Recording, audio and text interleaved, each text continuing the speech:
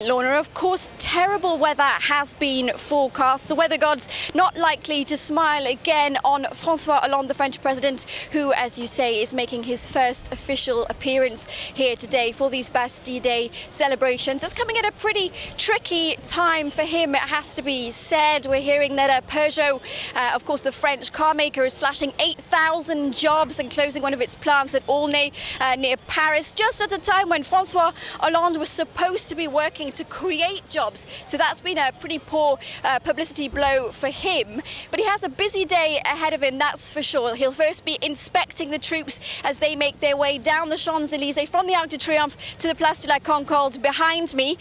He will then have a salute from the regiments here at the Place de la Concorde, along with other government members and foreign dignitaries. Afterwards, he'll go off to a big state lunch, and then he's going to have a couple of slightly tricky questions to answer, Lorna. He will, as is customary, be speaking about French domestic and foreign policy in an interview at around 1:15 p.m. local time. And there he's expected to answer questions from journalists on what's become known as Tweetgate. And indeed today, the de facto first lady, as it were, she's not François Hollande's wife, but she is his live-in girlfriend, Valérie Trierweiler, is likely to make something of a comeback. Now, she's been pretty quiet on the political scene for the last month or so, ever since she tweeted in support of a rival candidate, the opponent of Ségolène Royal in parliamentary elections back in June.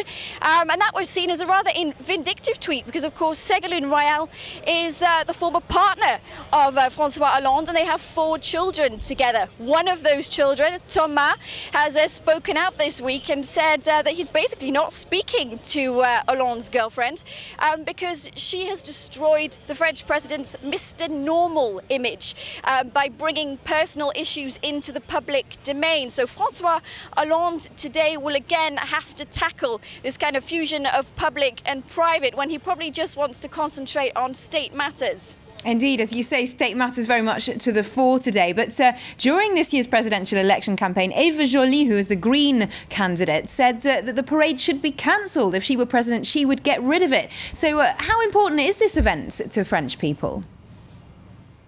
It really can't be overstated, Lorna. This is the public holiday here in France. It's celebrated by, of course, the French diaspora around the world, and Francophiles from Lahore to New York with games of pétanque and wine and cheese evenings. So it's a very important kind of unifying event. It's also a big celebration of republicanism. Let's not forget how it all started back in 1789 with the storming of the Bastille, which was at the time a fortress and a prison here in Paris, and very representative of the ultimate power of the monarch, King Louis XVI, of course. And that was the event that set off the French Revolution, a decade of political turmoil here in France that led to the founding of the First Republic. So today is a day when the French people celebrate independence from the yoke of the monarchy and liberté, freedom.